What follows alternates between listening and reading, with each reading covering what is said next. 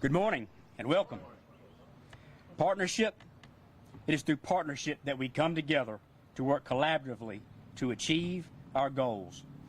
It is through partnership that we identify and prioritize our challenges and leverage our strengths to bring about change. There is no more important partnership for law enforcement than that which we have with our community. Working together to improve the safety and security of our communities through engagement and building trust and transparency and problem solving to solve crime issues. And that follows closely with our partnership with local, state, and federal criminal justice agencies, the police departments and Commonwealth's attorney's offices of our surrounding cities of Martinsville, Roanoke, and Lynchburg, our federal partners in the U.S. Attorney's Office of the Western District of Virginia, and the federal law enforcement agencies of the ATF, FBI, U.S. Marshals, and DEA, all working together to make our communities safer.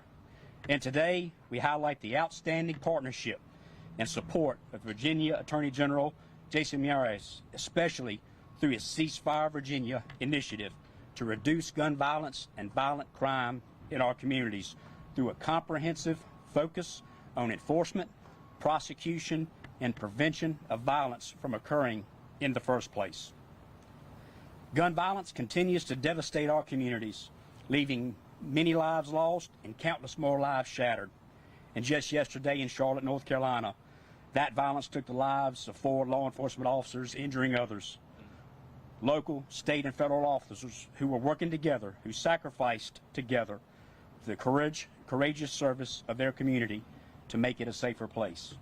Working with Ceasefire Virginia initiative, the Danville Police Department continues our efforts to focus our resources on the small number of individuals who are responsible for the majority of violent crime in our community. I would like to take this opportunity to thank our community for entrusting us with the awesome responsibility to protect and serve you. To our city government, who work tirelessly to improve our wonderful city in every way, and for our visionary leadership from the city manager and city council for your united focus on making Danville a safe, thriving place to live, a place that we are proud to call home. And at this time, I would like to introduce to you our next speaker, who actually needs no introduction in Danville, a police chief who in his 6 years here transformed the Danville Police Department into an organization that focused on crime and was founded in community engagement. City of Roanoke Chief Scott Booth. Thanks, Chris. Hey, good morning, Danville. Man, I am so excited to be here. Just found out I was speaking a few minutes ago. Don't want to embarrass anybody, but you know what? So I'm going to kind of go off the cuff. And whenever I'm here, it always feels like home. I love this community. And as chief here for almost 6 years, working with Chief Wiles and this great leadership team from the Danville Police Department that's back there. I see you, Steve, Tim. Great to see you. David, all you guys are just awesome. We were able to work with our city leadership, our community leadership, and really do some tremendous things. You know, when you look at the levels of violent crime now, overall crime in the city of Danville, they're about 50% of what they used to be when we started our journey together in 2018. And I say this to you all. This was not a one person or one team show. This was a collaborative effort between the police department, our federal agencies, our state partners like the Attorney General's office, our elected officials here, which showed us a phenomenal level of support, to include helping us move into this facility that I still consider new behind me here at One Community Way. So working together, we had a tremendous impact on this community. Many of you know I felt the call to go to Roanoke last year when we saw that Roanoke was having the worst gun violence year, the worst homicide year that they'd ever had in the history of that great city. And I'm very excited to be there and work with my current team there to make things better. And we're already seeing the needle move. We're already seeing community members come forward and providing us with information after a homicide, after a shooting. And that makes my heart grow each and every day. And we hopefully are going to have the same level of success in that community, bringing folks together, working together, as that we had right here in Danville. But a key component of this, of having that impact, is really partners like the Attorney General's office, entities like Operation Ceasefire that we used here in the Danville Police Department to purchase equipment like our NIBIN so that we can process shell casings using ballistics imaging after a violent incident so we can target those violent offenders and bring them to justice. Allowing us the resources and the money to invest in things like real-time crime centers, that we can use get real-time intel to move on violent offenders and have an impact in our community. Many times I always say this: reducing homicides, reducing violence is a team sport. And Operation Ceasefire and those partners you see behind me are key members in that team. So I think I've said enough. I appreciate being here today. It always feels like home, and good to see all of you. Thank you.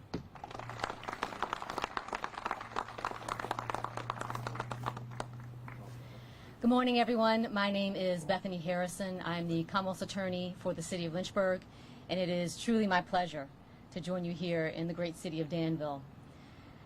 You may remember, and I certainly remember, in 2020, it was a time of great challenge for law enforcement and for prosecutors. And during that time, I said at that time that then Delegate Miyares, now our Attorney General, was the beacon of light that we needed.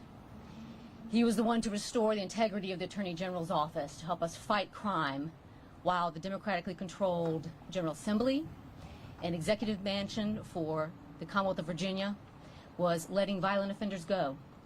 And they'd seemingly forgotten about victims. But Attorney General Miyares had not forgotten. And he's made good on what he said he would do, and we see that with his efforts through Operation Ceasefire. We know that justice requires accountability for the offender. Justice requires taking care of our victims of crime. Justice requires equipping our law enforcement officers with the tools they need to complete their job. Justice requires collaboration by law enforcement agencies and prosecutorial authorities at the federal, state, and local level. And justice requires prevention and intervention, that we all have a part to play. Now, we have seen the fruits of these labors in the city of Lynchburg. Due to this support, this help, and the hard work of our men and women in uniform, we have seen violent crime between the years of 2022 and 2023 go down 15% overall in the city of Lynchburg. So we thank you, Attorney General Miyares. We thank you for your support and help in a time even when others were calling to defund the police, something that seems unthinkable now, because we've seen the result of that. But we know there's more work to be done, and we know that our men and women in uniform are up to the task, and we certainly know our Attorney General is there to fight for us. And so I introduce to you Attorney General Jason Miyares.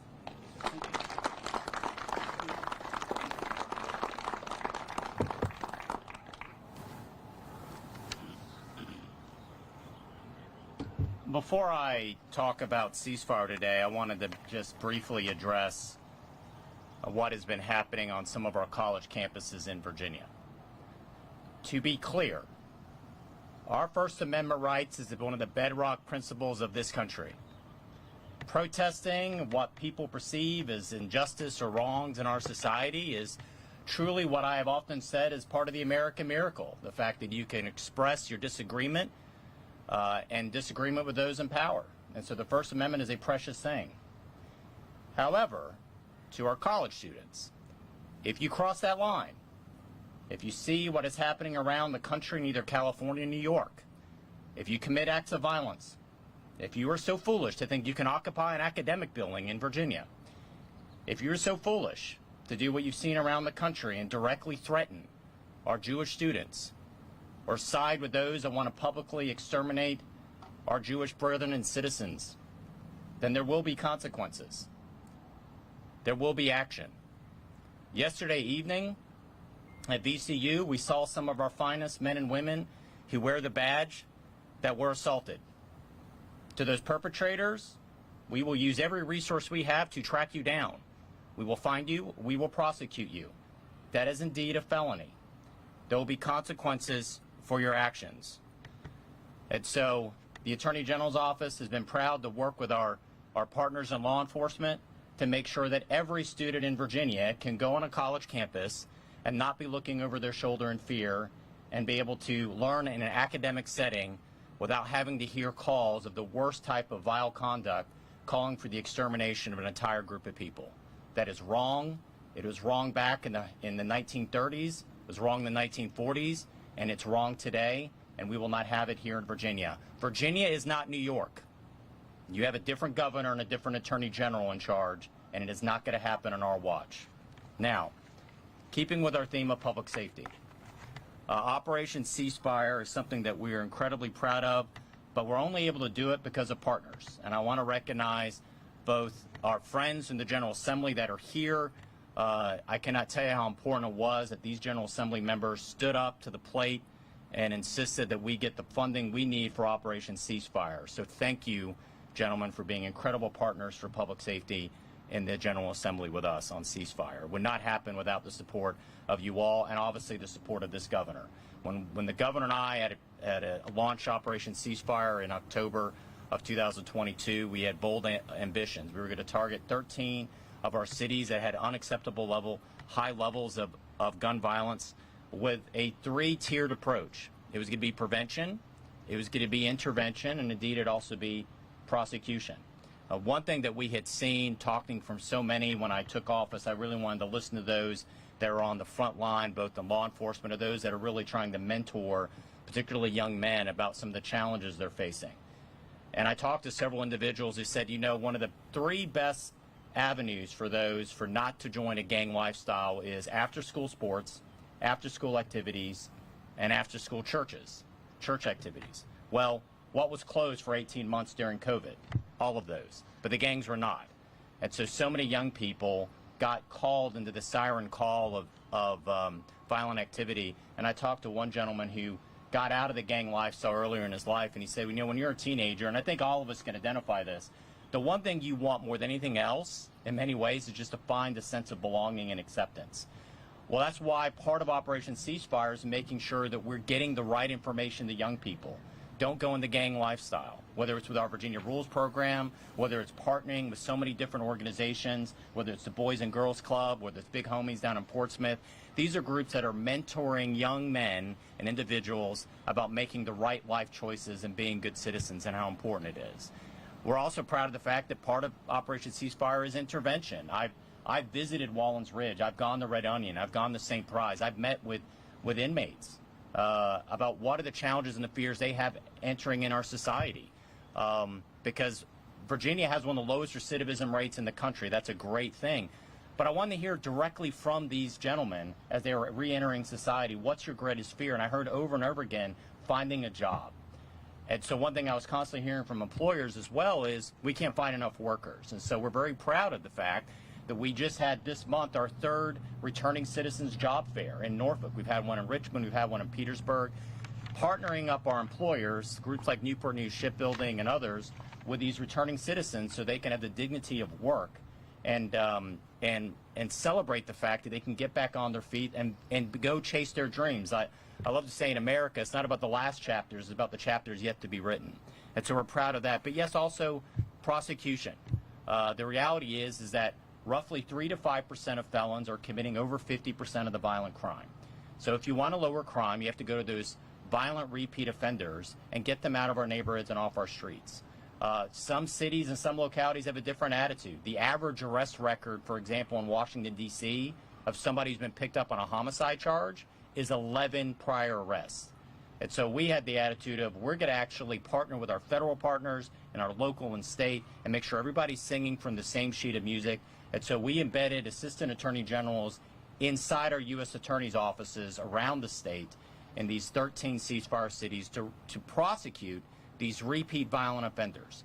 And so we've seen great success. So it's both prevention, it's intervention, and it's also prosecution. And I'm so proud of the fact that of our 13 ceasefire cities, we've seen absolutely fantastic numbers. Overall, crime, homicides in Virginia, our goal was to drop it by 10% our first year. It's dropped by 17%. We've seen right just here in the city of Danville a 25% decrease in homicides, a 28% decrease in robbery. My great partner, Bethany Harrison, who does such a great job in Lynchburg, having a mindset that she's going to both stand up for victim and keep the community safe, has seen a 50% decrease in homicide as well. So we've seen time and time again these policies, these collaboration of prevention, intervention, and prosecution, making sure that everybody's working together, whether it's local or state or federal authorities. We can see real results being delivered for individuals. And so I want to both thank those that are here today. I want to particularly thank our Danville Police Chief Wiles for being here today, as well as our dear friend from Roanoke that has come in, because as you can tell, I can't do this on my own. The idea was we're going to do this as a team, and this team has had some great success. We still got a long way to go. It's getting towards the summer months. If you look historically, people get out. Warmer weather sometimes means an increased level of crime, so that's part of the reason why we've been aggressive, getting that message out to communities that gun crime means more time. Leave your gun at home. There's better ways to resolve conflict as well. And so I'm very, very proud of these individuals that have done great work with us, standing with us.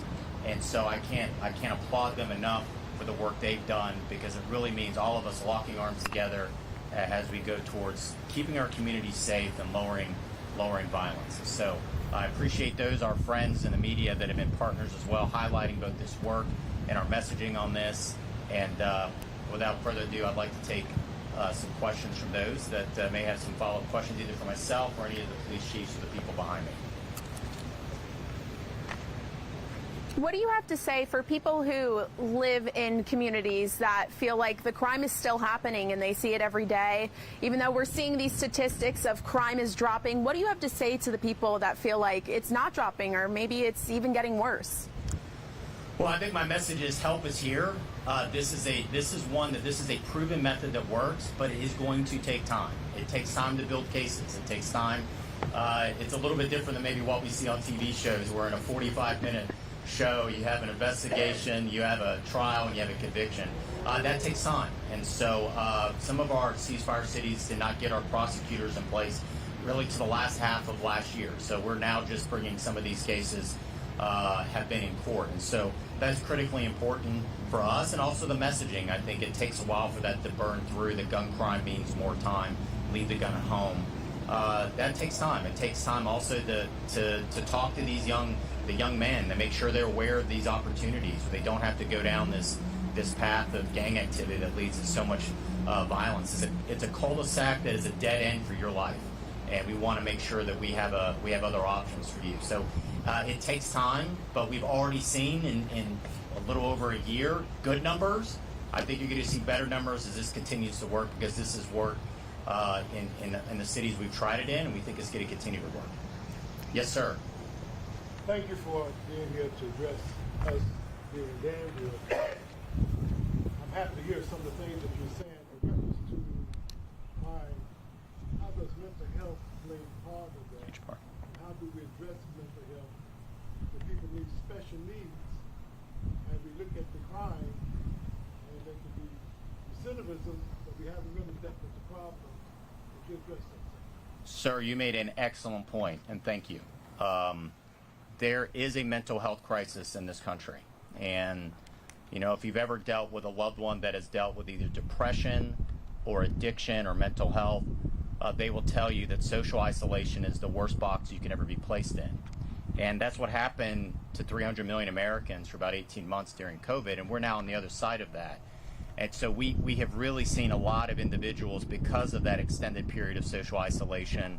And as we often know, addiction and depression are oftentimes intertwined. It's not universal, but oftentimes they're intertwined. And so I'm very proud of the fact that this governor, with the help of the General Assembly, has launched the Right Help Right Now initiative. It is the largest influx of money and remodeling of our mental health system. And the idea is, if you need help, we can get you the help as soon as possible, so you are not on our streets, you're not dealing with a mental health crisis.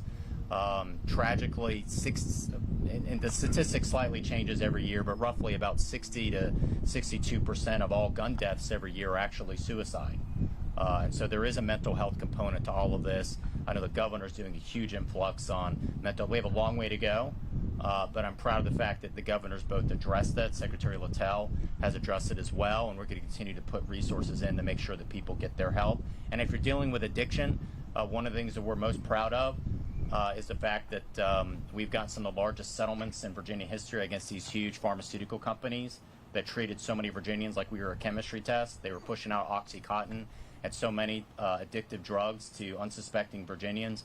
And these settlements over $1 billion don't come to my office. We worked, the General Assembly set up the Opioid Abatement Authority. It's the largest influx of money to local government for in-person addiction treatment in Virginia history. And so whether it is addiction or mental health, or whether what we're doing here, we are confident we have the right tools. We just need to continue to work hard and push forward. But you're exactly right.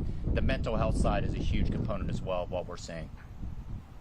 Other questions? What's the biggest hurdle you face moving forward? Well, I'm very, very grateful that we have a split government with a different party controls the assembly, and candidly, I was a little nervous at first before the budget came out about continued support and funding for Operation Ceasefire. I was grateful for the fact that in Norfolk, at our press conference in Norfolk on ceasefire, Speaker Don Scott, whose hometown is Portsmouth, is one of our ceasefire cities, came to the press conference and stood with us. It shows that we can find ways of consensus moving forward, and I'm grateful for that. So far, the last budget I saw, we still have continued funding. I'm obviously worried about what the final budget is, but so far, all signs look good. I know this is a passion project as well for the governor. This is one of his signature initiatives, so I'm grateful for that fact. And I hope whatever budget we get before June 30th will continue to have the level of support that we've seen the General Assembly provide so far for us on that front. Any other questions? Thank you all. Appreciate it. God bless you all.